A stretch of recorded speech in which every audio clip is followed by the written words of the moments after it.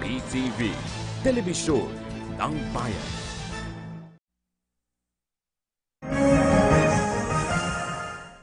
Magandang umaga Pilipinas, narito ang PTV News Break.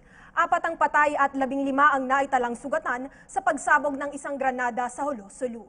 Ayon kay Colonel Cirilito Sobihana, Commander ng Joint Task Force Sulu, naganap ang insidente lagpas alas 7 ng gabi sa isang tindahan ng tinapay sa Sitio Lambayong, Barangay Busbus, Jolo, Sulu.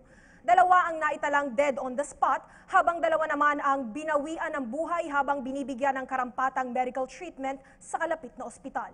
Patuloy namang binabantayan ang kalagayan ng 15 pang naapektuhan ng naganap na pagsabog. Agad ring nahuli ng otoridad ang suspect na umano'y naghagis ng granada sa local bakery. Nasa kustodiya na ito ng Jolo Municipal Police Station at sumasailalim ngayon sa isang investigasyon para malaman ang motibo sa likod ng naganap na insidente. At yan ang nakalap naming balita sa oras na ito. Manatiling nakatutok sa PTV para sa pinakahuling ulat sa iba't ibang pangyayari sa bansa. Maaari rin kaming sundan sa PTV official Facebook account at sa aming Twitter account na @PTVPH. Ako si Joy Gumatay para sa PTV Newsbreak.